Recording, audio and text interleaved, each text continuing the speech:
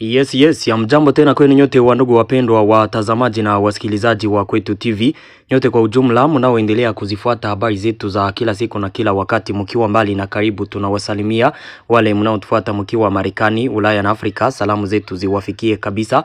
Tunawatakia tena jioni njema ya leo dimanche 29 Mars 2026 na tunawakaribisha kwa mara nyingine ndani ya habari zetu za jioni ya leo. Kama kawaida tumewaletea habari kuhusu hali ya kiusalama mashariki mwa nchi ya Kongo pamoja na taarifa mbalimbali tena tofauti zinazosemekana nchini Kongo. Habari zetu ambazo tumewaletea jioni ya leo moja kwa moja tutawaambia ni kipi kinachoendelea kwenye ligne defo. Leo Minova AFC M23 iliondoka ndani officiellement après kutangaza ya kwamba wataondoka katika eneo ya Minova siku ya jana. Leo kabisa AFC M23 walitoka officiellement katika mungini wa Minova. Tutawaambia mengi kuhusu hayo.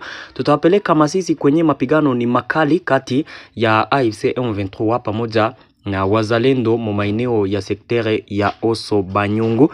Tumewaletea habari mingi. Leo FARDC iliweza kuarete wanajeshi mu FARDC ambao walikuwa ni wa FARDC wenye walikuwa ni wasaliti, walikuwa wakisaidia AFC M23. Ni general chef d'état major wa FARDC Gilles Mbanza Mwilambwe ambaye aliweza kuwaarete akawaonesha mbele ya wanajeshi wote. Mnaoifuata ni Kwetu TV, ni channel inayowaletea taarifa za kweli tena zenye uhakika kutoka mashariki mwa nchi ya Kongo. Tunawasihi basi kusubscribe, yani kujiabone, ili kukua naendelea kuzipata habari zetu zote kwa wakati. Muendelee kucomment na kuzilike habari hizi pia na mzisambaze kwa walio wengi ziwafikie. Msisahau kujiunga nasi na grupu yetu ya WhatsApp ambapo taarifa zetu mtakuwa mkizipata 5 kwa 5. Mjiunge na grupu yetu mkigusa hapo kwenye titre.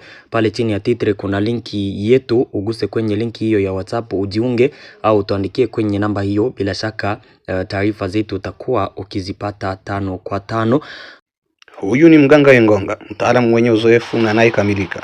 Anarejesha vilivyoibiwa, mali yako iliyopotea anarudisha bila shaka. Anawasaidia wanawake waliopatwa na matatizo ya uzazi na kuwasaidia kupata uwezo wa kupata watoto. Anatibu magonjwa ya uchawi na matatizo ya akili na kurejesha maisha katika hali ya kawaida. Kama umekwama kazini na hupati mafanikio, Mganga Yengonga anakusaidia kurudi kwenye maendeleo. Anatibu mikosi na vitu vyote vinavyokuzuia kupata mafanikio. Mwanamke na mwanaume waliotengana, Mganga Yengonga anaunganisha na kurudisha upendo wao. Na kama unataka kujua kama mwezi wako na kusaliti, Mganga Yengonga anaweza kukuonyesha ukweli. Leo tunafika kila mahali kuwasaidia wateja wetu. Makao makuu yapo Uganda, Kabare, na pia tunapatikana Kongo, Goma. Usisite, muandikie WhatsApp au mpigie simu kupitia namba +256 70 45 10 381 ili maisha yako yabadilike. Ndugu zangu, habari zetu za jioni ya leo moja kwa moja tutazianzia Minova. Minova leo tuliwaambia kwamba wanajeshi wa AFC M23 walikuwa wakiendelea kuonekana katika mungini wa Minova. Leo kabisa waliondoka sasa katika eneo ya Minova officiellement baada ya kutangaza kujiondoa kwao katika Minova siku ya jana. Kulikuwa kumeondoka wanajeshi wachache pamoja na vifaa. Leo kukakucha na kuko wengine wanajeshi ambao wako ndani ya mungini wa Minova. Jioni ya leo vyanzo vyetu kutoka pale Minova vinasema kwamba wanajeshi wote wa AFC M23 waisha ondoka katika mungini wa Minova. Swali ni ile sasa, AFC M23 kama imeondoka katika mungini wa Minova bila kuondoka Ngungu mu maeneo ya Masisi, bila kuondoka Mukalehe, bila kuondoka Bukavu, wazalendo wa FARDC wenye wanaweza kuokipe eneo ya Minova wanaweza wakapita wapi? Yani pale acha niseme ya kwamba ni manipulation. AFC M23 ilitoka mweneo ya Minova ikiwa inataka ioneshe ile yenye walitangaza kwamba ni kutaka kuonesha kwamba wako waaminifu mbele ya FARDC kwa makubaliano wanayo ya sign na mbele ya wale wapatanishi wao. Kuondoka kwao katika mungini wa Minova iko kama toujours wanaikontrole juu eneo zote zinazozunguka Minova ziko mu mikono yao. Sasa kuondoka Minova ni kuacha ndani tu population bila kuacha njia ama kuacha zingine eneo zenye zinaweza zikaacha na FARDC ina controle eneo ya Minova. Donc wanaiacha tu waonesha kwamba wanaonoka ndani, me FARDC na wazalendo nao hawawezi wakapata access ya kukontrole Minova, akose wakapigana kuanzia wenda Ngungu kule Masisi wanapanda, au kuanzia Kalehe wanaingia pale, njoo wanaweza wakafika Minova na kuikontrole. Me kujiondoa kwa M23 ndani ya mwingine wa Minova haimaanishi ya kwamba Minova hawaikontrole, wanaendelea kuikontrole wakiwa muma eneo yanayozunguka mwingine wa Minova. Pale nadhani ya kwamba tuko naendana 5 kwa 5 na waisha ondoka wote kabisa mu Minova. Minova population walisherehekea sana hayo, donc walifurahi sana kuhusu hayo, wakacheza wakafanya nini. Me ile kabisa kuondoka kwa M23 katika mwingine wa Minova bila kuondoka maeneo ya Ngungu, Kale na kwingineko, toujours wangali na controle eneo ya Minova. Tukiendelea na habari zetu, tuwapeleke moja kwa moja mu Masisi kwenye mapigano makali yalianza asubuhi ya leo mapema kati ya AFC M23 pamoja na wazalendo. Mapigano hayo ambayo yalianza leo yaliwakutanisha wazalendo na AFC M23 mu maeneo tofauti ya Oso Banyungu. Kulingana na vyanzo kadhaa vya ndani, mapigano haya yalianza mapema asubuhi ya pata saa 1 wakati waasi walipoanzisha mashambulizi mapya dhidi ya maeneo ya wazalendo yaliyokuwa karibu na miji ya Kazinga pamoja na Ngululu. Maeneo haya mawili ambayo yalikuwa chini ya udhibiti wa wazalendo wiki chache zilizopita, kwa sasa ndiyo kiini cha mapigano, huko kila upande ukitaka kuimarisha au kurejesha udhibiti wa maeneo haya.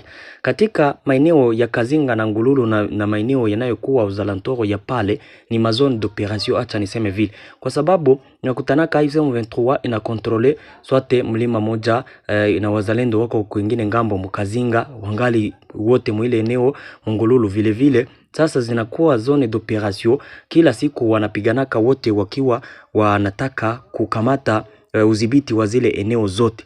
Leo sasa AFC M23 njo yenye iliatake muzile position za FARDC na wazalendo katika maeneo yanayokuwa uzalantoro ya Kazinga na Ngululu. Kuanzia hapo asubuhi ya leo mapema kwenye mapigano yalianza, milipuko kutoka kwa silaha nzito na nyepesi ilikuwa ikisikika kila mara. Ukali wa mapigano ni mkubwa kiasi kwamba milio ya risasi inaweza hata kusikika katika vijiji kadhaa vinavyozunguka eneo hizo, ikiwa ni pamoja na baadhi ya maeneo karibu na Walikale, na kuzidisha hofu miongoni mwa raia. Donc population wako naoga sana kutokana na mapigano yanayoendelea katika eneo hizo, na kuanza tena kwa mapigano katika eneo zile kumeanza baada ya siku chache, na katika maeneo hayo hali ni ya utulivu na hakuna kuripoti plito na hakuna kusikika kwa mapigano kule. Na leo mapigano yalizuka upya wakati kuna kujiondoa kwa AFC M23 katika maeneo tofauti, yani wako naendelea kuondoka maeneo mingi. Tuliwaambia kule Walikale, tukawaambia Lubero, kule kote mnajua ya kwamba wako naondoka. Memo Masisi kwa nini wanapigana wakati kwingine wako naondoka? Donc Masisi yako hawataondoka? Ile ni swali ambayo tutajiuliza. Kitu kingine, wao njoo wenyewe waliatakiwa wakiwa wanapenda kuavance. Ile ni strategy gani sasa? Au AFC M23 kuna eneo zenye wataziacha na kwenye watabakia? Zile ni swali ambazo tutazifahamu kutokana na muda, yani jinsi siku zinakwenda ndipo tutafahamu mengi kuhusu hayo, tukiwaambia kabisa yote kupitia media yetu Kwetu TV. Leo chef d'état-major wa FARDC alipresente kabisa publiquement wa officier wawili wa FARDC ambao wanashtumiwa kusaidia AFC M23 katika mambo ya kurekrite watu mu region ya Grand Katanga. Leo chef d'état-major wa FARDC alipresente un lieutenant colonel. Nasikia kwamba ni grade ya juu, lieutenant colonel wa FARDC ambaye yeye ndio mwenye alikuwa akirekrite vijana kutoka mu Grand Katanga kule, wakiwapeleka mwa AFC M23.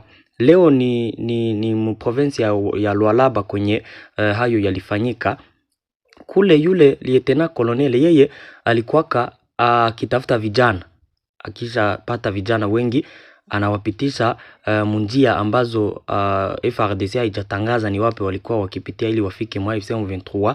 Me yeye alikuwa akirekrite vijana, wakishakuwa wengi anatafuta njia zenye anawapitisha ndani wanaenda mwa AFC M23. Leo FARDC iliweza kumgundua na ikamwarete. Leo iko arete donc kabisa, waisha mtia chini. Mwingine naye ni mtu ambaye alikuwaka akisaidia yule mwanajeshi wa FARDC kwa ajili ya kuendelea kurekrite vijana kule. Donc wote walikuwa wanajeshi, me kazi na ni moja, ni kufanya recruitment ya vijana kule Mugra Katanga. Wote wanawapeleka mu AFC M23. Na kuna sivile mmoja naye ambaye alikutanwa mwenye alikuwaka akikommunike na ile rebelio enye ilipiganaka na FARDC mu maeneo ya Lusinge kule karibu na Parke Nationale ya Upemba. Ile rebelio mpya yenye ilijitangazaka kwamba nayo ni arme revolutionnaire kutoka Katanga. Mnaikumbuka ni siku chache ambazo zimeisha na tumewambia hayo. Naye mojawapo wa watu kule ambao walikuwa wakisaidiana nao waisha wa arete. Donc FARDC ilifanikiwa ama iliweza kabisa kuarete hao wasaliti ambao walikuwa ndani ya FARDC. Na hao wanajeshi ni wa zamani wa uongozi wake wa Joseph Kabila, ambaye yeye kwa sasa kabisa ndiye kiongozi mu AFC M23. Au fait nani ancien président Joseph Kabila hajatangazwa officiellement kama ana grade gani ama kama yeye ni mtu gani mu AFC M23, mais en réalité Joseph Kabila yeye kitu yenye anafanyaka mu AFC M23 anawasaidiaka na makuta. Joseph Kabila yeye apres kutoka kwenye uongozi, President Felix Tshisekedi akakamata uongozi na kuanza kutaka kufanya mambo yake. President Joseph Kabila anamkatalia, na deja yule President Felix Tshisekedi akaja kukamata maamuzi yake, akasema no, mie kama president actuelle sitakuwa na tia ordre, unanikataza na mie njo president. Na njo kwenye conflit zilianzia. Au fait kama mnajua wakati President Felix Tshisekedi alipitaka kwa mara ya kwanza, ilikuwaka nitasema alikuwa amesaidiwa na Joseph Kabila. Me akiwa president, Joseph Kabila akawa anataka kumkontrole kwa kila mambo. Na kama president akasema no, haiwezekani, mimi ndio mwenyewe najua venye nitafanya. Ulinisaidiaka ndio, na kama ulinisaidiaka hawezi ni kontrole mu kila mambo yenye nitafanya. President Joseph Kabila naye akasema no, ifo na kukontrole. Naye sasa president Fachi Beto akasema no, haiwezekani. Ndipo sasa yule Joseph Kabila aliendaka kuwapa sasa nguvu waasi wa AFC M23 kuanzia wapi kule Bunagana, akaanza kuwasaidia kuwauzia vifaa wanajeshi wa mercenaire na deja njo wakaanzisha fro na wanajeshi wale wa Rwanda wanaosemekana kwa nchini Kongo njo wakawa wanapitia mzile njia. Kenye Joseph Kabila anafanyaka leo ni kusaidia arme ya AFC M23 kupitia kuuzia vifaa, kuwauzia wa mercenaire. Donc yeye anatumikishaka frank, na deja mnasikia yeye njo mwenye deja ana contrôler rebellion. Mtu mwenye anatiaka ndani franka, yeye njo mwenye ana contrôler rebellion, ingawa AFC M23 haijatangaza ya kwamba yeye iko na kazi gani mu ile groupe rebelle, me ukweli unajulikana. Na habari zingine zenye tuko nazo ni ya kwamba vifaa vya AFC M23 venye viliondokaka kuanzia Lubero kule maeneo ya Kipese kupanda zile eneo za Kitombiro kwenye walikuwa kazi zenye zilitoka Kampeti na Minjenje kule Mwalikale. Vifaa vyote vilipelekwa Ruchuru, pale Ruchuru centre njo kwenye materiele zote za vita zenye AFC M23 ilikuwa kanazo ku maeneo yale yenyewe waliondoka ndani zilienda. Na swali ni je, zile silaha sasa zitaenda wapi? Mbone wako nazipakiza pale Ruchuru kuna kwenye zitaenda ama bitakuwa aye. Ndugu zangu, nishawaambia kwamba AFC M23 leo hii kama ni wameanza ondoka kule moja parti kwingine wakiacha deja waishaanza kushindwa polepole. Inaonekana jinsi ni kushindwa, na vifaa sasa vilishapelekwa kule Ruchuru. Vile vifaa sasa vitaenda wapi relema? Hayo yote tutayafuatilia, tutakuja kuwaambia yote kabisa kuhusu hayo. Taarifa tunazo ni kwamba zote ziko nafika Ruchuru, zinazotoka zilizotoka Minova, zilizotoka Mpeti, Minjenje na kule Lubero, maeneo ya Kitombiro kote kulinye defro, zote zilipelekwaka wapi? Maeneo ya Ruchuru. Ndugu zangu, habari za jioni ya leo hazikuwa mingi. Hizo ndizo habari ambazo tulikuwa tumewaletea. Nasema asante sana kwa kuwa mnaendelea kuzifuata habari zetu. Nawashukuru sana, na bila shaka na waomba kuendelea kusubscribe, yani kujiabone na kuzisambaza habari hizi kwa walio wengi ziwafikie. Basi Mungu awalinde, tupatane kesho asubuhi tukiwapa habari mbichi za asubuhi ya kesho. Merci beaucoup. Tunajua ya kwamba mambo yote yataenda vizuri. Mungu tawalinda. Asante.